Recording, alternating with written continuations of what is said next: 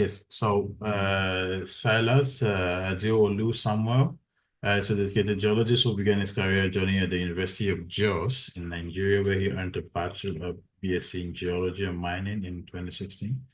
His quest for advanced knowledge took him to the University of Louisiana at Lafayette, US, where he completed an MSc in geology.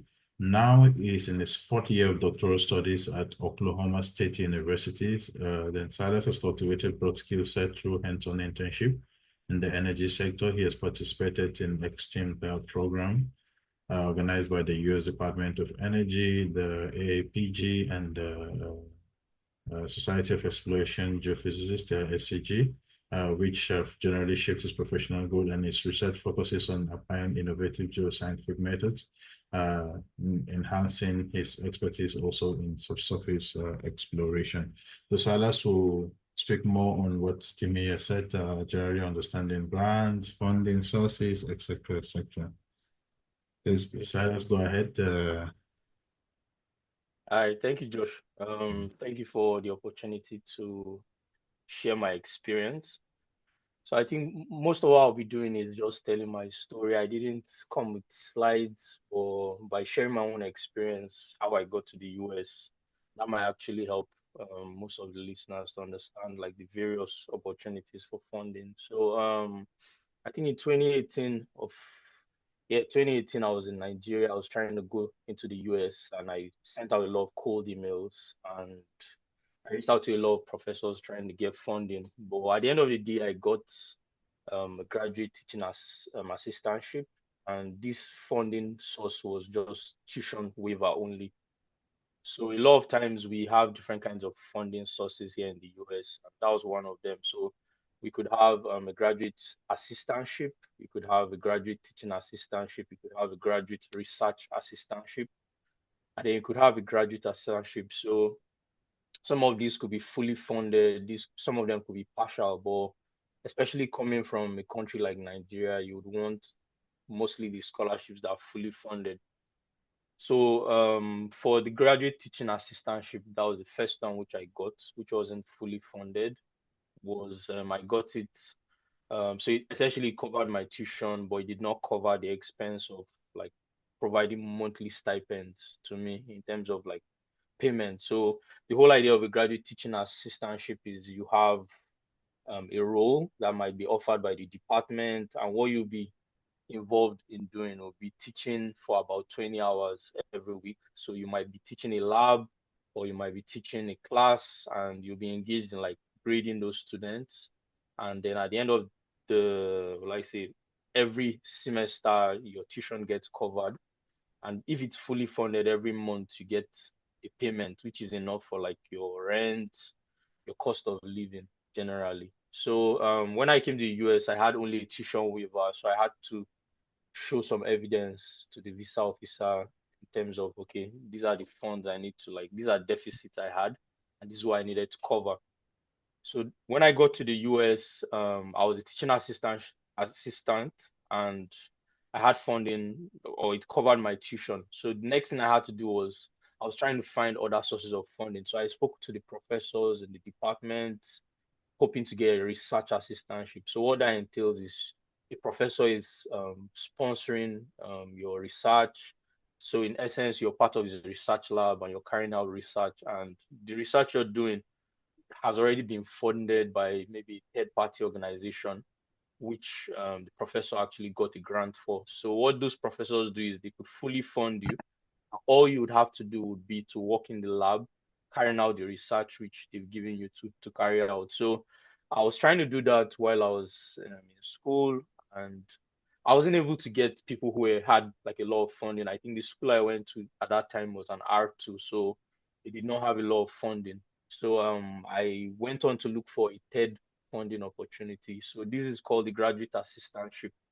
So graduate assistantships are not really like the teaching or research assistantships. And the reason for this is because for teaching assistantships, you're teaching research assistantships, you are basically carrying out research.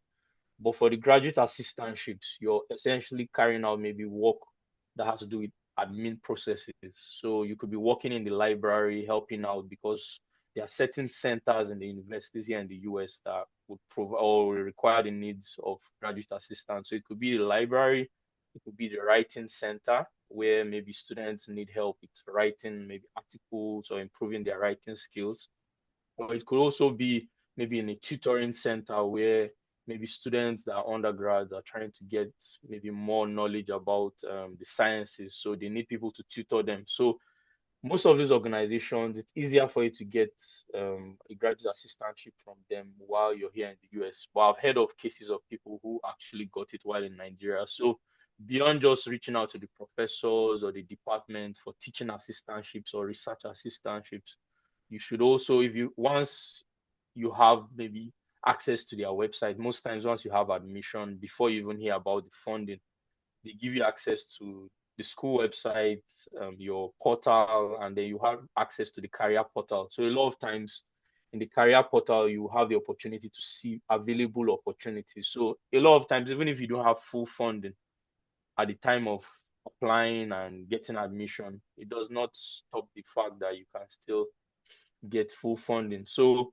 in essence, I ended up getting a graduate assistantship, and what I did was helping out the center. So this center was mostly they had students who were from small backgrounds, people who needed support in terms of academics because they're trying to see people from low income backgrounds and how they could improve their ability to actually graduate with a degree and then improve the lives of their families. So, in essence, what I was doing as a graduate assistant was to help them in organizing the events which they had, like leadership events, community events, social events. Then I was taking attendance of students who were there, and then I was reporting to someone who was in charge. So it was more of an admin work. And then if you're probably working in a tutoring or a writing center, you'd probably be helping teach students maybe basic science courses, maybe like chemistry, physics, or probably biology. So that was like the third source of funding. And then finally, for my PhD, I was able to get full funding before I started. And in order to do that, like some of the information which was shared already, I had to reach out to professors on very early, send out cold emails, and then I got half teaching assistantship, half research assistantship. So in essence, I'm teaching labs and at the same time carrying out research in a lab. So half of my funding comes from the teaching assistantship, while half comes from research assistantship. So right now, what I do is I just try to carry out my research while my advisor funds part of it from the grants which he has, and then a portion of my grants or funds come from teaching labs. So just to summarize all I've said, I've mentioned about three main funding sources, which are graduate assistantships generally. But we have the research assistantships where you only have to conduct research in a lab. It could be fully funded, it could be half, that's tuition waiver. You have a teaching assistantship where you'll be involved in teaching classes or labs. And then you also have a graduate assistantship, which is through admin processes. And then beyond that, there are also certain organizations which could provide funds. So if you have maybe a half or a partial funding and you start your program, a lot of times you could reach out, you could submit, depending on what course you're studying, like in geology or geophysics, you could apply for other scholarships from third party organizations, maybe like the Society of Exploration Geophysicists or AAPG. And some of these organizations have grants, which can actually enable you apply. And then once you get some of those grants, that would reduce the cost of living for you. So in essence, like most people have said, try to be proactive when you're trying to apply. Reach out to professors, reach out to students who are working with those professors, send out cold emails, reach out to people on LinkedIn. If someone can't help you, I'm sure they might be able to refer you to someone else who can. Try to make sure your statement of purpose are solid. Like you have to be really solid. You need to show them why you're the student they should pick. And then your recommendation letters, I think, like a few people said, if possible, if it could come from a domain, maybe an email domain, the school's domain, or at least let it have a letterhead. I think that was the mistake I made for my master's, and it probably affected the kind of funding I could get. So try to get those applications out there on time and hopefully you'd be successful. So I think those are like the main sources of funding here in the US. I know it's quite different in other places, but I felt maybe by sharing my own experience, you can see that I've done most of those. I've had those kind of grants or sources of funding. And hopefully, if you have any questions, you could always maybe I'll be here till the end of the meeting. You could ask me here, or you could probably reach out to me on LinkedIn or via email. No, thank you very much, Yeah. Silas. Yes, so I'll take back screen. Okay. So I think overall we have exhausted everything. We'll just two informations and then we take the questions immediately. And I will also allow the main mentors to if they have one or two things to say. I can see Chris is online, Adeoluwa is still online. So generally, that's a WhatsApp group where all communications and this particular mentorship session, we try as much as possible to limit it just to the WhatsApp, and you could see we didn't make a post outside generally officially. And then I recently created the LinkedIn group, which will be easier because we have a lot of, it will be easier to be tagging a lot of opportunities I see in the US or elsewhere overall because I'm connected to quite a big community. So it's easier to see some of the fundings and then put it on the main group on LinkedIn. And then all members can be able to see. So I encourage everybody to move to his LinkedIn and then try and join the group on LinkedIn, and then the WhatsApp is always there. This will be the two means of communication overall. And then we'll take a question and answer. So what I'm going to do now is I will try to maybe pin everybody that spoke, maybe. And as a result, it will be easier to take questions and they can contribute easily. So we have the first question. I will ask you to unmute and go ahead, ask your questions. We'll take questions in the next 10, 15 minutes and we call it a day. Yeah, Ola Larry, go ahead and ask your question.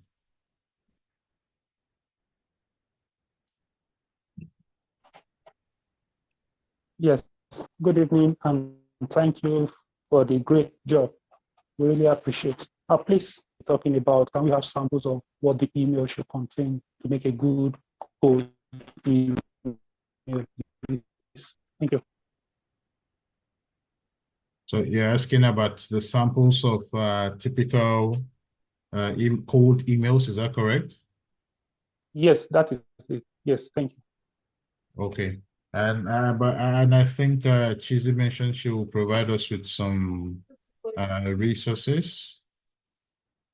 I will try to unmute some of the people that spoke so that they'll be able to contribute for those that want to speak again while the questions are coming in. So, Okay, yes. mm, Josh, I'll send the Google Drive to you. It contains like lots of materials, sample CVs, sample SOPs, sample everything you need. It's just for your own good, but remember not to like copy and paste verbatim. It's just as a guide. okay, thank you very much, Izzy. Olani, go ahead, please, and ask your question. I've asked you to unmute Olani. Olani. Hello, Yeah, go ahead, can you hear please. me, sir? Yes, we can hear you. Yeah, Go good ahead. evening. Question, Uh, yeah. Thank you so much to the organizers, the speakers. I appreciate you for this great opportunity. Okay, my name is Solani. Between 2021 and 2023, I've gotten close to like 15 admissions in US. I've gotten a lot of responses from the professors, and I think I've been interviewed 3 times, but unfortunately, I've not been able to secure a fully funded scholarship. So actually, I don't know what's actually going wrong. So we appreciate if there is probably I'm not doing something right after interview for 3 times, and I've gotten a lot of admission, but not fully supported. Okay, is there anybody from the US that wants to comment on that? Or from the Timmy or any other person? Yeah, go ahead, Silas.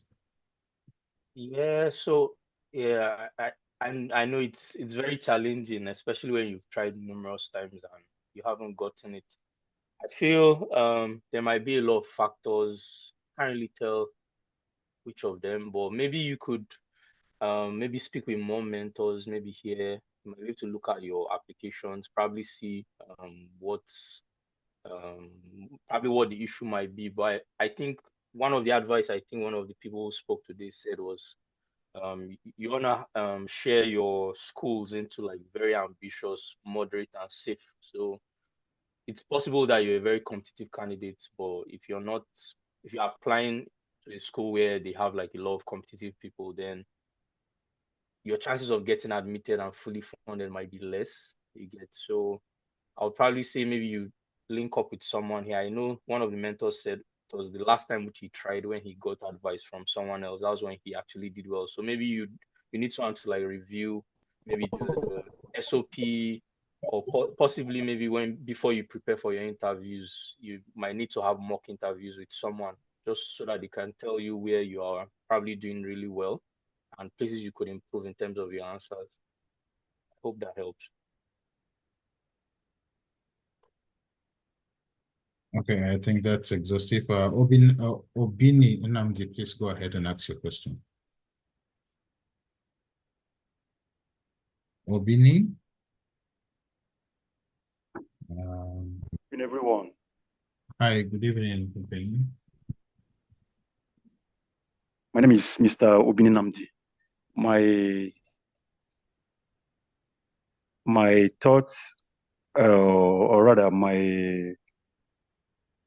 what I want to say is not it's not a question per se. I just want to commend the organizer of this great event.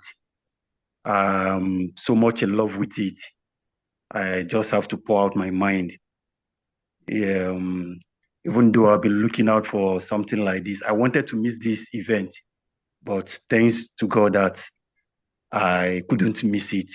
So I'm so overjoyed with the presentations, the way the presenters simplified all the tips that is relevant for people to seek or rather apply for scholarship and achieve success.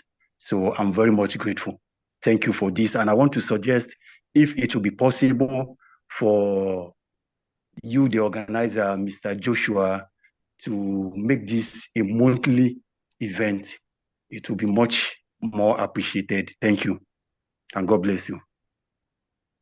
So I guess thank you, Obi. Personally, would have loved it to be a monthly stuff actually, but as you can see, in fact, the main mentors, everybody's really busy. But we'll try to the best of our knowledge as much as we can to make it a bit more frequent. I think we have had good success with PTDF. Last year we had about 18 people. This year we had 22 success. Sorry, guys. Wow, that's nice. It's all right. Thank you. With that, we had about 40 success in general with PTDF, and that's why we decided to extend it. Sorry, the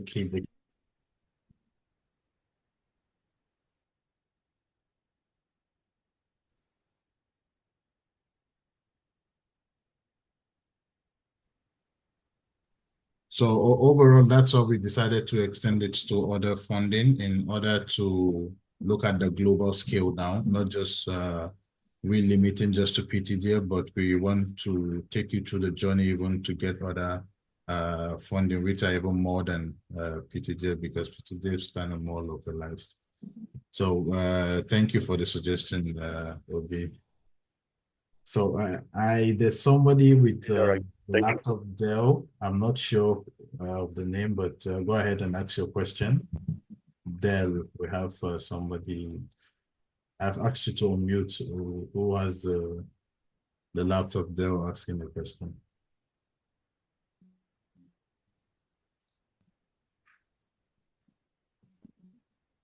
Okay, it seems the person is not responding. Okay, so I think overall all the sessions were exhaustive to my best of knowledge. And thanks to all the speakers for today. Thank you so much. There were lots that we had to, I think, new information for most of the people that are applying. We know a bit more about what's happening within Europe, but thanks to all the guys from the US that said more on how we could, some of these guys can apply to the US and secure any grant or any funding to do their PhD, masters, and so on. So we must understand that, take note of the deadlines. We have Chevening still going on. That's correct, Stephen. And Chevening should probably be closing in November or December, as the case may be. So for those applying for a master's, try and apply for that. And already Timmy has also mentioned that the Erasmus, some of the different grants within that catalog are open within this period as well.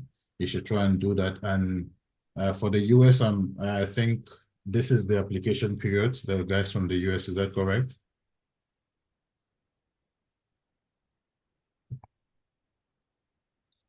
Can somebody from the US respond to this? Silas? Oh, yeah, please, can you say the question again? Yes, I said currently this is the application period for the US PhD. Yes, that's correct. Yes, it extends till I think December 15th. I think for most schools if you want funding, and then or sometimes even January 15th.